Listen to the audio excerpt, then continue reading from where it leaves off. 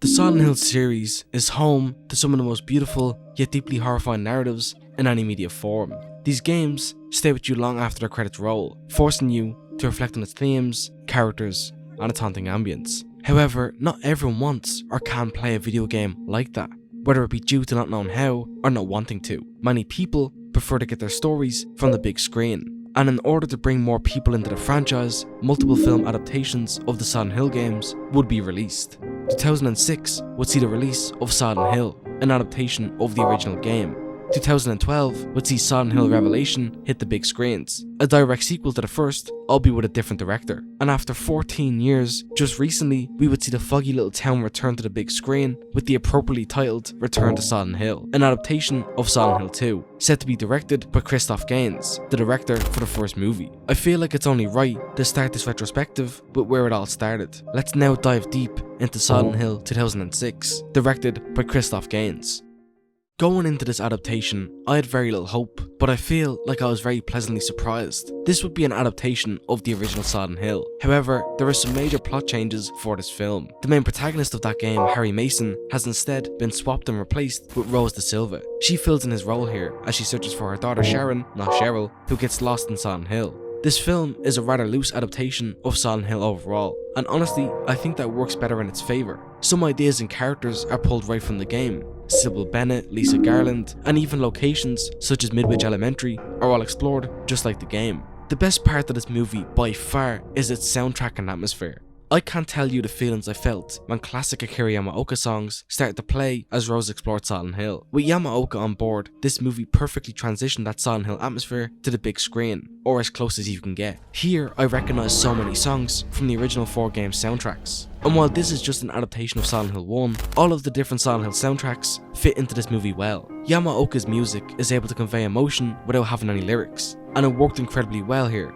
While this movie does a little setting up to get going, once our characters get into Silent Hill and start exploring and Yamaoka's music takes over, I was entranced completely, and this was the actual best part of the movie. Add on to that, I feel like the first act was really well done, as the movie as a whole loses some steam in the second act. There is 2 plots happening in this movie. Rose looking for her daughter Sharon in Silent Hill, and her husband Christopher looking for Rose. And honestly, whenever the second plotline was happening, all I could think about was seeing what's happening back in Silent Hill. Speaking on the town, while I mentioned its incredible atmosphere is present here thanks to Akira Yamaoka, the town itself, like the game, plays a character. And in a way, this universe feels much larger than the game. I attribute this to the story changes taken for the town of Silent Hill, but still, it feels like a larger real location, which I like. There was also a healthy amount of fan service throughout this movie. The original game's mind-bending intro area is pretty well replicated, along with some other minor Easter eggs fans of the games will appreciate. And this wasn't overdone to any degree, unlike a certain movie I'll be talking about in a while. Every Silent Hill game needs its hard-hitting and emotional moments,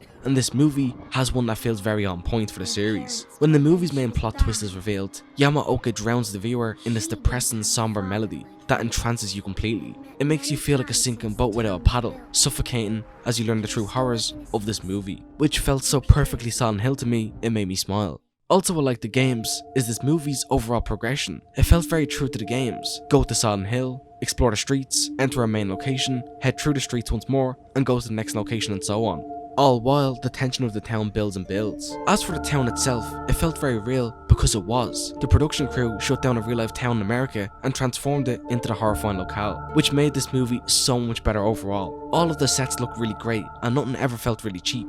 To add on to this, I believe all of the creatures seen here are all practically made suits with some small CGI elements. And while there is a mishmash of creatures here from the different Silent Hill games, such as the lion figure, bubblehead nurse, and of course the most noteworthy Pyramid Head, I really enjoyed the human nature that was brought here by having real people play these creatures. And as you would expect, the monsters in this movie had me creeped out and really disturbed. There is this one new creature that particularly stuck out as horrifying, and it's definitely one of the most disturbing horror movies I've seen in some time. And how else can we see these disturbing creatures than through the camera? And I must say, the camera work here was excellent. While I'm no movie snob, I can tell when a director is choosing interesting varied camera angles for their work. It felt slightly reminiscent of the game's camera angles in a sense. It really felt like the director was trying to catch your attention to certain things, instead of just showing their actors on screen. To end off my praise, I will say, while I was skeptical at the removal of Harry Mason, I did like Christoph Gaines' reason for doing so. In the Making of documentary, he stated that this story has themes of motherhood, and he felt this could be best shown through our main protagonist being a mother. But I know this won't be a popular change. And finally, I really appreciate all of the practical stunts done by the actors. From jumping over steel beams to being held above huge flames, this all added to the performance of the actors in a big way. I feel it made everything feel more authentic and raw. And now we come to the flaws of this adaptation. Well, to start off, this plot here is probably going to piss off a lot of fans who were expecting a clean adaptation of Harry Mason's story. It feels like this movie used the original game's story as a stepping stone and built off of that. Not only is the narrative different here, but the actual origins of the town itself are changed. Instead of a foggy vacation getaway, Silent Hill here is a smoke and ash infested mining town. So in a way, both the story and town are misrepresented compared to what it's adapting. Adding on to that, Pyramid Head is seen in this movie. And while I could go on and on about how I dislike seeing Pyramid Head used outside of Silent Hill 2, he only shows up a few times, which makes it even more baffling as to why he was included when he serves not much of a purpose. Speaking of not serving much of a purpose, Lisa Garland is one of the characters that is present here and isn't changed at all. However, she shows up for like 2 scenes, says one line I think, and then gives us some of the most disturbing shots in the whole movie. But that's literally all her involvement, which is a shame because I like Lisa a lot, and that would be my main gripes with this movie. Sure, I would have liked a more accurate adaptation of Silent Hill 1, however, if you set your expectations to not that, you get a damn good horror movie that also represents the town of Silent Hill, its atmosphere and themes pretty well. I didn't touch too much on exact story details, because I actually urge you to give this one a watch for yourself, which is a whole lot more than I can say for what came next. Released in 2012, Silent Hill Revelation will be an adaptation of the third game, and followed up the original movie's story. And well, this is probably one of the worst things in this franchise if I can be so real. Christoph Gaines would not direct or work on this movie at all, and that fails in part as to why it falls short here. Silent Hill Revelation tries much harder to adapt its source material more faithfully. However, it didn't have the budget, passions, screen time, nor writing skills to do so. This movie does a hell of a lot of fan service, which at times kinda made me cringe. They just shove a bunch of stuff from Silent Hill 3 in your face, and you were expected to like it. Nearly all of the characters from the game are featured here, which may have you wondering, how did it follow the first movie, since Cheryl and Harry aren't in that one? Well, to put it simply, Rose is not in this movie, and Christopher and Sharon have changed their names to hide their ties to Silent Hill. What names did they choose? Yep, Heather and Harry Mason, which is introduced as subtly as being hit in the head with a hammer. Oh, Heather, you were Christopher and now you're Harry? Douglas Carland also shows up for a few scenes. Vincent, one of the most interesting characters in the original game, is somehow now Heather's love interest. I shit you not. Claudia is now able to transform into this weird creature thing. Pyramid Head is also once again present, and he actually, no word of a lie, defends and fights Claudia for Heather. What a stupid fucking movie. Ignoring all of the stupid poor adaptations of beloved Silent Hill 3 side characters, worst of all, Heather Mason is awfully wrote. She acts like a teenager, wrote by someone who doesn't know how teenagers act, and compared to the deep 3-dimensional Heather Mason in the game, she is so mischaracterized here, which is ironic that a video game character feels more real than a real person. Much of the dialogue in this movie is either really poorly written, or acted, or both, and some lines had me cringing in my seat. Favorite band? Do you Facebook? Nothing like that? Fuck Facebook, do you? We barely spend any time in Silent Hill, and it looks a whole lot worse than it did in the original movie. Also surprisingly missing is a lot of Akira Yamaoka's beautiful soundtrack, which is one of the best things about the original movie. I find Yamaoka's absence so strange, since he made songs for the soundtrack, and 1 or 2 of them were great, but the overall lack of his music presence is definitely felt. Remember what I said earlier about the camera work being great? Yeah, that's not the case here at all. Everything looks just so standard and boring. Nothing ever stood out or was interesting at all. The plot itself is confused all over the place, but also then tries to stick with the game more than the first adaptation did, which just hurt this movie further, as it's not a well written script at all.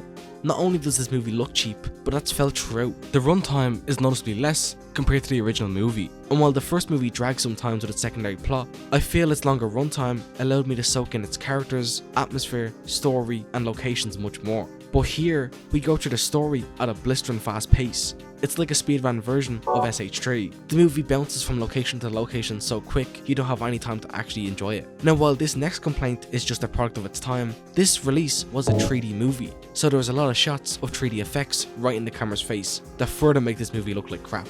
I just realised so far I haven't said anything overly positive or even nice at all about this movie, and that's as it should be. I see very little good in this movie. Had it tried to be more of its own thing, like the original movie, maybe it would be slightly better, but I feel this movie has bigger issues than just trying to adapt Silent Hill 3 closely and failing. I guess the only thing I could say I liked was some of Yamaoka's work, and also I like Sean Bean as an actor, so it was cool to see him for like 5 seconds. I see very little reason to like this movie. I only watched it for this video and to say I've watched it as a diehard fan. This movie will make you feel two different things: a desperate need to replay Silent Hill 3 to cleanse your palate, and you will then think of the original movie as an Oscar-worthy masterpiece. While I dislike being negative, I truly can't think of anything good from this movie, and I would not recommend watching this. Maybe, just maybe, if you are a die-hard Silent Hill fan, you may want to give it a go to laugh at how stupid it is. But even then, you'll probably just become frustrated with this movie.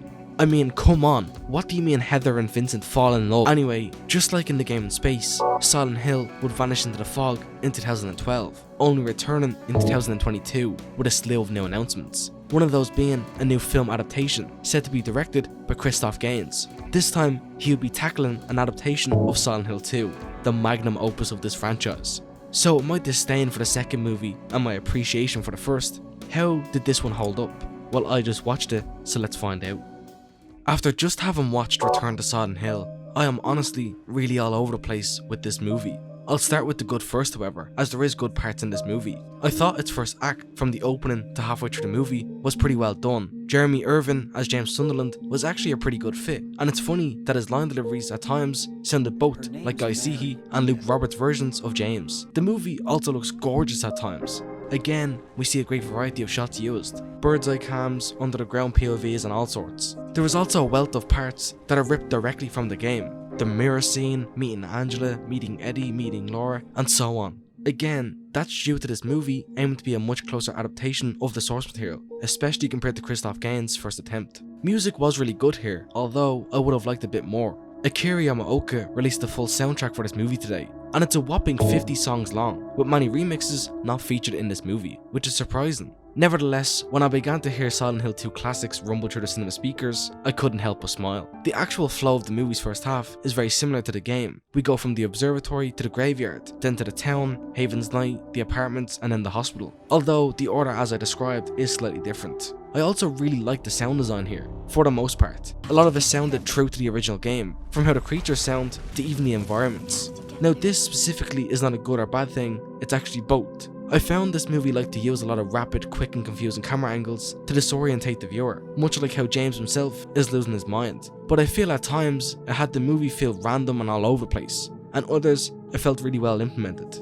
The set design was also pretty great, not as amazing as the original movie, but much better than Revelation, because I mean, anything is. I also really enjoyed this version of Eddie. His character to me was pretty well played, but he only appears once, and that's it, no more Eddie. Maria I also felt was good and well acted, although she didn't stick around for as long as I would have hoped. And Pyramid Head, I liked his design more than the other movies, but he felt kinda wasted for how important he is to Silent Hill 2. Some other things to note here is that there was a few fun Easter eggs I found, but that's really it, and we'll conclude the good. Now let me move on to the bad. For one, Angela was really mishandled. I don't know who thought it was a good idea to have one actress play Mary, Maria and Angela, but it didn't work at all. Her actual story themes were so rushed, and we didn't get any sorts of conclusion to her story. Laura I also really disliked, as she is this weird ghost child, but not really sort of thing. The second half as a whole really falls short in my opinion. In the game, James by this point starts to descend further and further into madness. In a way, the game's back half gets more twisted and complex as you go,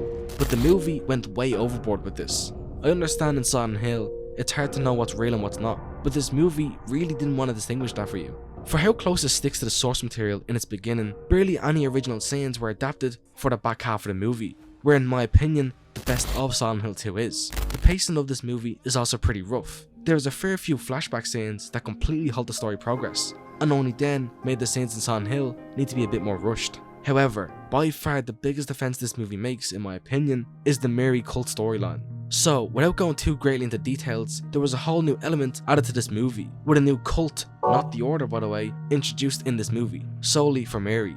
It plays into how she got sick, her backstory, and what happens to her, and I disliked pretty much this whole section.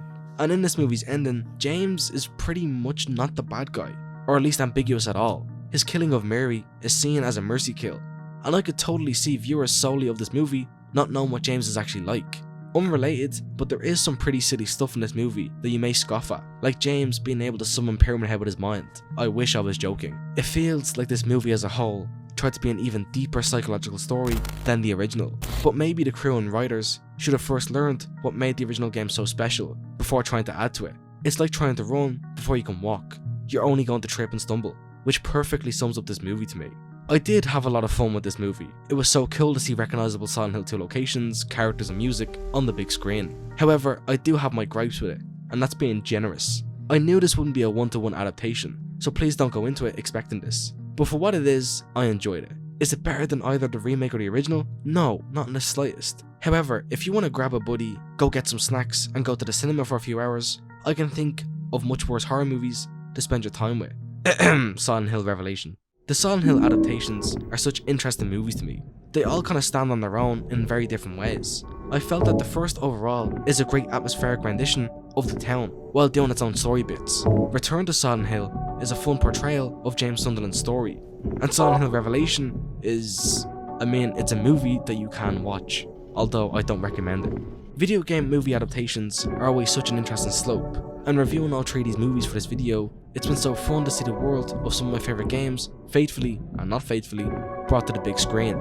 To conclude, I do recommend both Silent Hill and Return to Silent Hill for most people. Silent Hill Revelation though, I can't recommend to anyone. However, I'm sure diehard fans of the series will watch it just to say that they have. If you enjoyed my coverage of the Silent Hill movies, please feel free to subscribe to my channel. I am always pumping out survival horror videos much like this one, so if that interests you, you know what to do. I want to also add here, I will soon begin streaming. I plan to stream twice a week on both YouTube and Twitch. I'll leave links below to my Twitch, which I would love if you could follow me on there. I'll post a full stream announcement soon, however, that's enough for now. What did you think of the Silent Hill movies? Have you seen them? Which one is your favourite? And which is the worst? If your answer isn't Silent Hill Revelation, it's wrong. Okay, I'll stop with that for now. Thank you so very much for watching this video. I will hopefully see you in my next one. Peace.